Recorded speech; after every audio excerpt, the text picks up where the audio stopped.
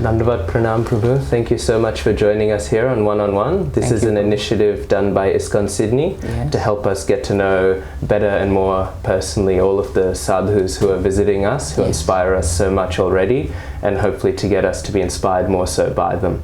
Just to start off, I would just want to ask a question that I'm sure you get asked hundreds and hundreds of times, and we're going to ask you that extra time. How did you come into contact with the ISKCON movement, and specifically, who were you before then, leading up to that moment? Okay, that's a good question. Well, I was a student because I actually got exposed to Krishna Consciousness in 1983. I was 13 years old then, and at that time, Krishna Consciousness was not officially recognized in Singapore. It still isn't.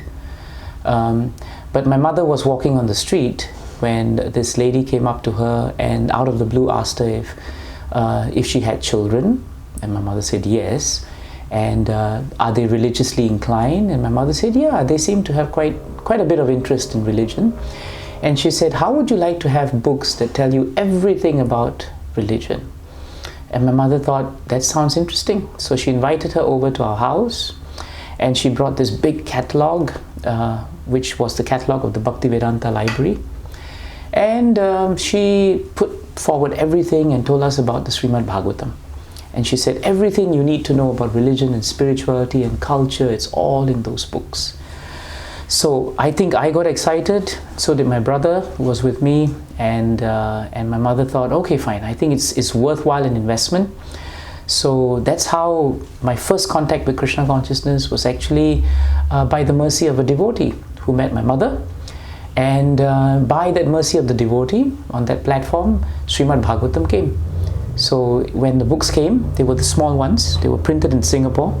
There were 48 of them, not the big ones that you see today. And there was a bonus package because they had 10 or 15 Krishna conscious paintings. And there were tapes. In those days there were only tapes anyway, and it was about Prabhupada's chanting and lecturing.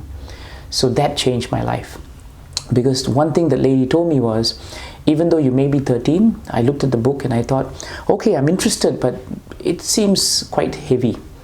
But she said, don't worry. She said, Bhagavatam is really non-different from Krishna, and you should start from the first canto because it's his lotus feet. So every day after school, come home, and just before you start your studies or whatever, pick up Bhagavatam and read it from cover to cover. And even if you don't understand some of the philosophy, it's okay. Just keep reading and pray to Krishna. And that's how I think Bhagavatam gave mercy to me and my family, because that's how we got introduced to Krishna Consciousness. And from Bhagavatam, we became interested in the topic. We got introduced to the temple at that time that was there, and from 1983 onwards I became more active in Krishna Consciousness. But I was a student then, so it was always about balancing, school as well as trying to understand and practice Krishna Consciousness. So that was the turning point. And then from then on in, after coming into contact with ISKCON, what sort of transformational experiences would you say you've had in your career post-joining ISKCON? I think the biggest change that ISKCON brought to me personally, if I can answer the question that way, was that it made me understand that it was actually possible to perform activities through the day in trying to remember Krishna. I was actually searching. At that time I was searching. I had gone to the Ramakrishna Mission. I was very active in the Ramakrishna Mission because it was just across my school, and I had a lot of association from the Swamijis there. But I wanted to find a movement that would tell me how to practice God consciousness from the time I woke up in the morning till the time I went to sleep. Because by nature I'm a structured person. So I need that understanding. I need to do it. It cannot be a one-off thing of meditation, but then I'm still restless. I want to do something. So when I started reading Prabhupada's books, I realized that if you were to live your life in Krishna consciousness the way Prabhupada gave us directions, you could start from the morning remembering Krishna. You could take Krishna consciousness with you to your school. You could read his books anytime. There were so many services you could do in a temple, great prasadam, and you had wonderful devotees. So for me, that was the real inspiration for Krishna consciousness. And moving from my student life to my work life, I found that if you could understand the principles of the Gita and how you can balance work with Krishna consciousness, then I found that it added so much value to what I was doing, even in the field of my practice. So I wanted to find a movement that was practical, dynamic, fluid, and able to be adaptable to time, place, and circumstances without compromise. And that's what Krishna consciousness gave me. So in that sense, Prabhu, I would say that it was very seamless. By the mercy of the many spiritual masters and sadhus who came through Singapore, whom I had the good fortune of meeting and having association, through the mercy of my spiritual master whom I met and surrendered myself to, I found that their mercy actually made things very seamless and easy for me to somehow or another blend a practical life of living as a student first and then a practicing lawyer, getting married, having children, and at the same time, making sure that Krishna consciousness is at the center of everything. Yeah, wow.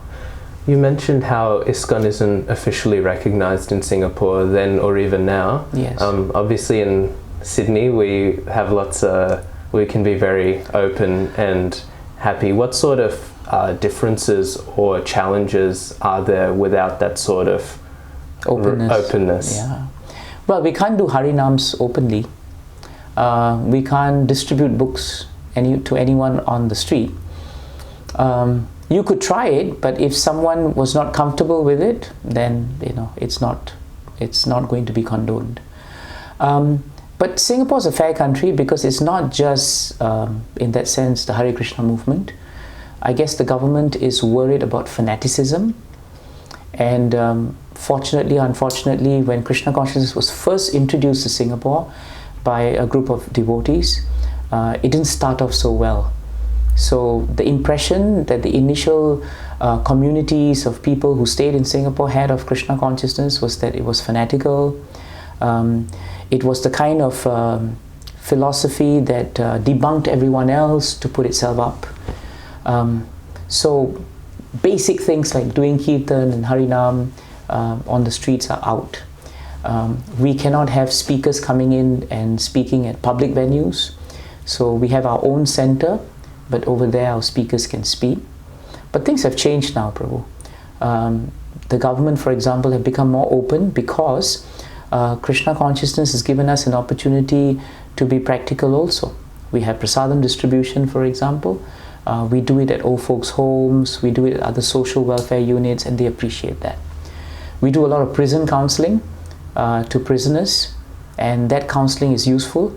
Even though we're not called ISKCON, they appreciate us as Gita Reading Society. That's what we're known there. We read the Gita.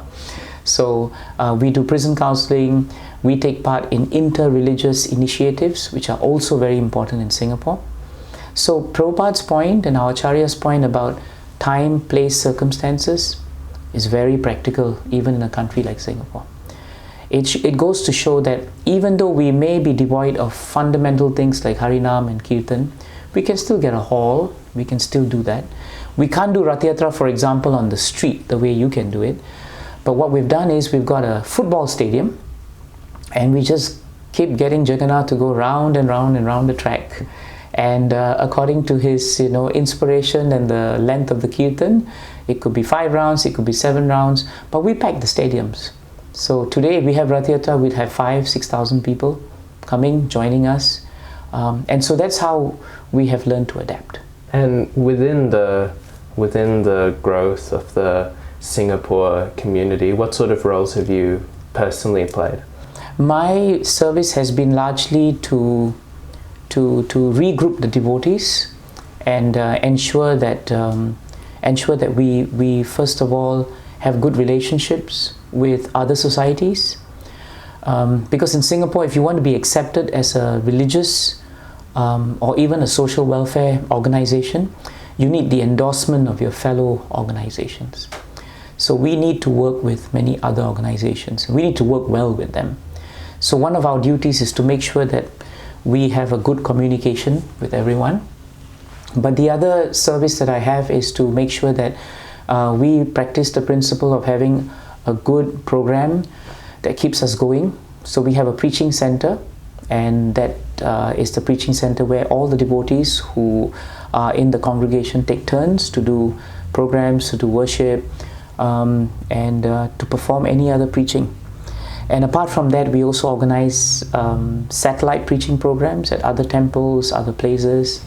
So my duty is to coordinate all those activities, Prabhu, and to ensure that all the devotees are happy in Krishna consciousness, that we don't fight, at least not too often.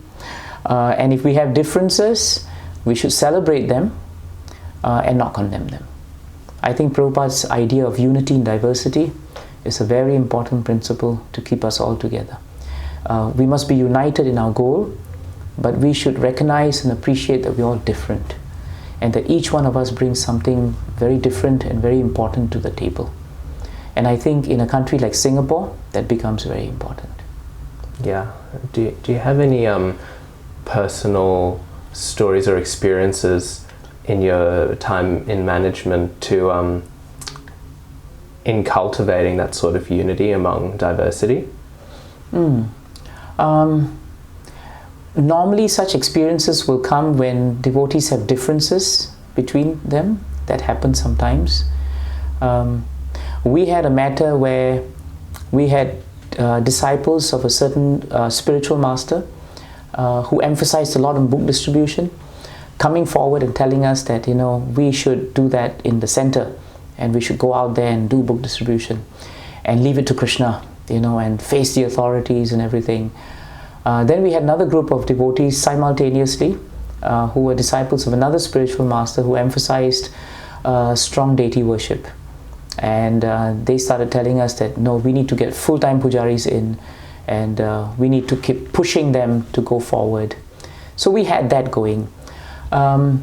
So what happened was, like in all temples, you know, sometimes we have fault lines, and some of the fault lines come when you have different groups emphasizing different values, but we have only one center. So one of the things that we had to do was to sit down with the devotees, spend time with them, and first of all tell them to create relationship with each other, and to create friendship with each other. And the best way to create friendship was we got them to do services together. So while they had differences of opinions on how the center should go or what should be emphasized, because they became friendly with each other, we found that the differences actually dissipated. They were there, but they began to appreciate why one party was emphasizing one activity and why the other party was emphasizing the other activity. So I learned personally, Prabhu, that if there are differences amongst devotees, from a management perspective, it's important to create friendship between them. Very often differences don't come because of what appears to be a problem. The problem is actually a symptom, but the disease is deeper. You know, we have a saying, actually, my spiritual master used to tell me, Devaki, sometimes when someone comes and complains to you that he has a headache, if you ask him a few more questions, you'll realize that he actually has a stomach ache. You know, but he's saying it's a headache. So sometimes it's good to spend, as a manager, it's good to spend time with devotees and try and understand what really is troubling them. Because what comes out on the surface is very often symptomatic of something that's troubling them inside. So I think that's very helpful in any congregation for us to keep in mind. Yeah, that was one of my experiences. No, yeah, that was fantastic and relevant in a lot of places. I'm sure there's lots of strife between different factions. You mentioned earlier about being a professional lawyer. Obviously, we know that that's a somewhat demanding and intense career. How do you find you balance between engaging so strongly in spiritual life, but also having to engage in a very intense career path? Yeah, that's a good question. I find the best way to do that is not to see it as balancing, because if you read Bhagavatam and study it, you'll find that all the great personalities in Bhagavatam didn't balance their work and their spiritual life. They actually spiritualized their work. So when you are trying to balance something, you'll never achieve the perfect balance, because balance by definition means you're always trying to keep something at that point. But if you inculcate spiritual values into your work, then you find that you have just spiritualized your work, you've Krishnaized your work.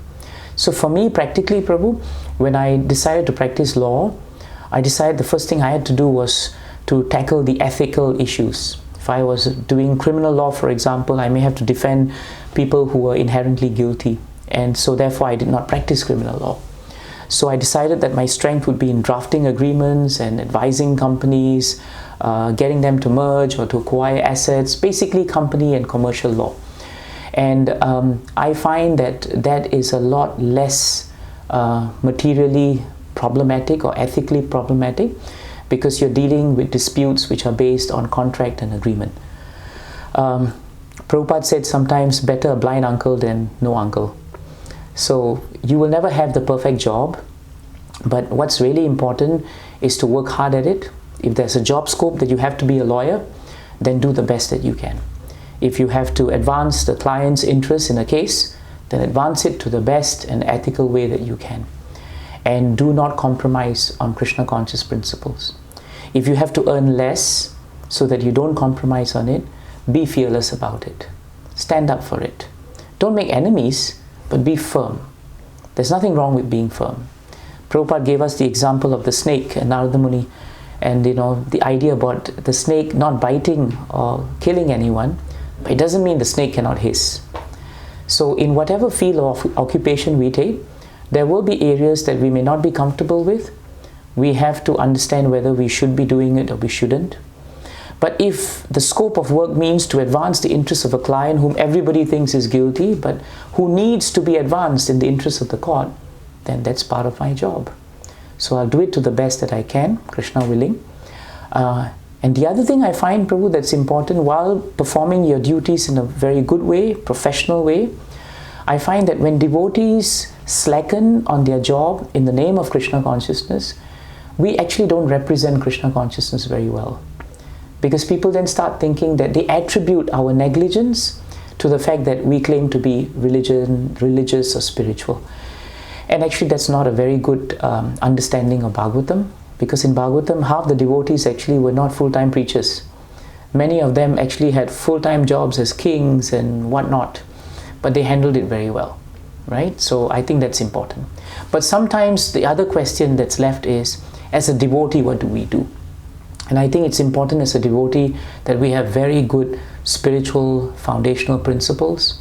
If our sadhana in the morning is strong, if we keep to our vows well, and if we don't compromise on studying Bhagavatam, attending Mangalarti when we can and when we should, at least in our homes, making sure that we are always with Srila Prabhupada's books and trying to take up preaching, extending ourselves for Krishna, I find actually Krishna manages our own time. See, Krishna's name is Yogeshwar. That means he's the master of mystic. If Krishna wants your 24 hours to appear like it's 48 hours, he can do it. But because we lack the conviction and the faith that he can do it, we think that, oh no, we just don't have time for Krishna. But actually time is Krishna. So if you stretch a bit, endure a bit, push yourself a bit, my experience is Krishna takes over. And he then gives you that ability to be able to do many things for Krishna, manage your career because it's also Krishna consciousness, and contribute. Yeah, wow. You mentioned a few things like Mangalarti and for day-to-day Krishnaizing, if you will, of your life. What would be some specific, say, pragmatic day-to-day steps? We've seen now in the grand scheme of things how to Krishnaize, but on a day-to-day level, how would one do so? Well, I think it starts with trying to sleep early. Most of us say we have to stay up late, but factually speaking, if we put those phones away, if we made better use of our time in what we call relaxation, I find that if you can go to bed as early as you can, which is practical, then you will be able to get enough sleep to wake up early. Many devotees in Singapore struggle with that because naturally in Singapore we don't work less than 12 hours. So coming back at 7, 8 o'clock in the night, leaving in the morning at 7 is very normal. So then sleep becomes very essential. Something's got to give. if you want to make Krishna the center of your life, then something has got to give. So when devotees realize that sleep is important, they cut down on spending too much time staying up late, because we came back late anyway. But sleeping earlier means you have more time in the morning for Krishna. And that's how I find many devotees wake up early, they do their sadhana, chanting, they keep simple Mangalarti if they can, but the focus is really on chanting good quality rounds, and then maybe reading for 10-15 minutes. Even if you can't do the 1 hour, you can still do 15 minutes of reading one verse of Bhagavad Gita or Bhagavatam, and that would be sufficient. So I find when you are able to spend a bit of time with Krishna in that way, then the effect of it is that by the time you reach your workplace, you find that the foundation of your spiritual life in the morning keeps you very, very peaceful throughout the day. And even if you have the ups and downs of work, which always happens anyway, because your foundation has been strong, Krishna somehow gives you the intelligence to handle things. So I find that's very useful. And Prabhu, practically speaking, many devotees who work in Singapore, for example, their lunchtime, when they are working in close proximity, they actually meet up with each other to discuss Bhagavatam for a while. They may chant 1 or 2 rounds during their lunchtime. So in that way, even during their working hours when they have time, they are able to keep in touch with Krishna. So these are some practical things that we can do. And if you're married and you have children, then the important thing is to keep your children engaged also. But you have to balance it. You can't expect children to become devotees overnight, and you can't expect children to sustain that kind of devotional service. Because one day they'll turn around and say to many of us, you became a devotee very late in your life, and when you were a teenager you had no clue about Krishna consciousness. So I find that always gets asked as the dynamics and demography of ISKCON changes. We're family based now, very few of us are staying in the temple. So my advice to householder devotees, especially when you want to be practical, is always set aside time, quality time, with children, with wives, with husbands. It's not always easy, but you have to be humble about it. And when we make mistakes and the good wife and husband knocks you on your head and tells you, wait a minute, you need to spend more time with us, then you'll find that it's important to take advice. Hear them, because they are also devotees. So that's the idea about it. You mentioned not only in those practical tips, but also in how you came to Krishna consciousness, the importance of books and reading. We see in ISKCON today we have a strong culture of kirtan. Do you find our culture of reading is something that should be cultivated more? Yes, I believe it should. I think the truth is, because so much of our demographics is actually in devotees who are working now and trying to keep up with Krishna consciousness, our time spent with reading Srila Prabhupada's books has actually reduced. And very often we also want to read so many other books apart from Srila Prabhupada's books. It stems largely from the mind's nature that we want something new, and we think whatever Prabhupada has said, well, we've heard it. But the truth is that we may have heard it, but are we practicing it? That's really the key. So I have found that in the company of devotees who are very strict about studying, reading, and making it relishable. It doesn't have to be dry. It can be group reading. It can be taking a shloka and calling a few devotees together and studying it. It can be calling devotees to hear Prabhupada's lectures, maybe once a week or once in 2 weeks. In that way, by hearing from Prabhupada, reading Prabhupada's purports, we make a lot of advancement. So I think it's very important for the movement, for the leaders, to build a strong culture of studying Prabhupada's books. Causes like Bhakti Sastri really help. Srimad Bhagavatam study groups, they help. The verse a day concept also helps. Yes, Kirtan always has that amazing impact on all of us, but it's also very important for us to know that the reason why we can relish Kirtan is because Prabhupada gave us so much knowledge about Krishna consciousness.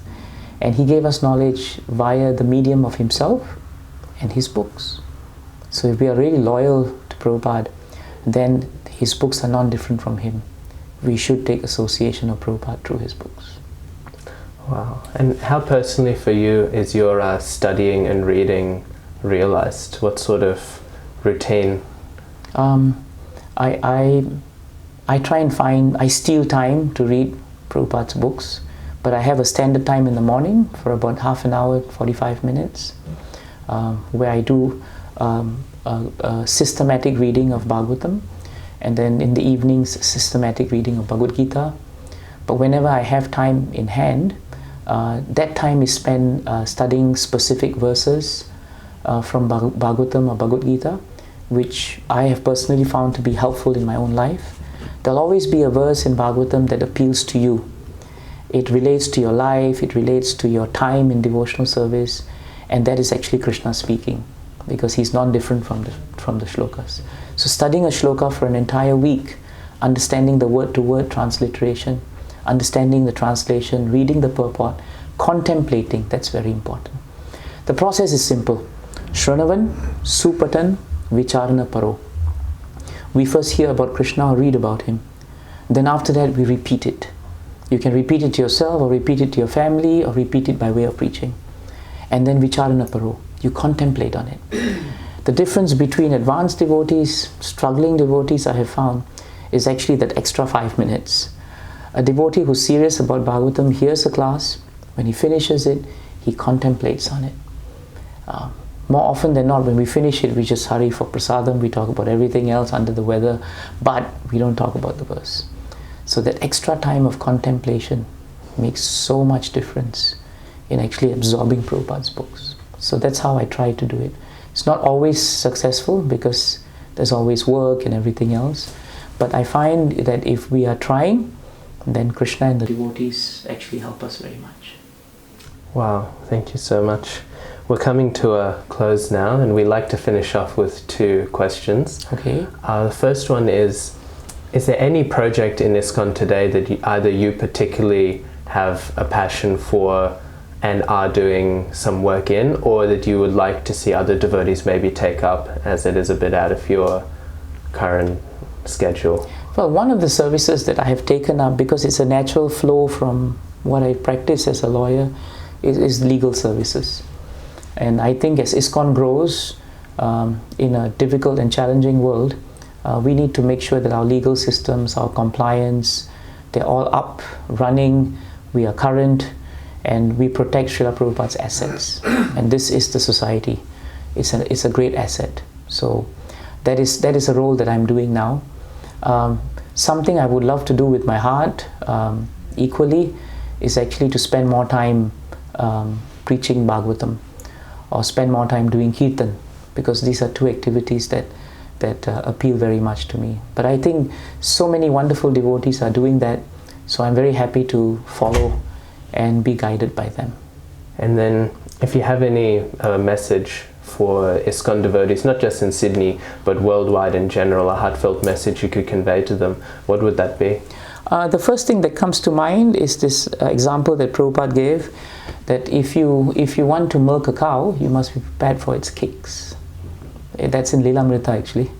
So I find that's very important in Krishna consciousness. There's so much nectar to it, but we must also be prepared for the challenges that come.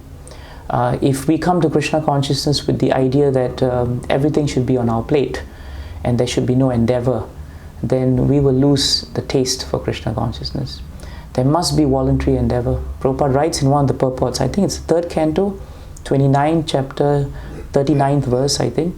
Prabhupada writes there that voluntary endeavor is actually the first qualification of a devotee. So we should be prepared that there will be challenges, but challenges make us grow in Krishna consciousness. And Prabhupada wanted thoughtful, independent entities to join this movement, so that we can understand how diverse we are, but we remain united in our goal. That's it. Well, thank you so much again for joining us. Thank you, Prabhu. Thank you for giving me the opportunity. No, thank you again. And we all anticipate you please returning again to Sydney. I'll be happy if I could. Yes. But it's been a great experience. Hare Krishna. Hare Krishna.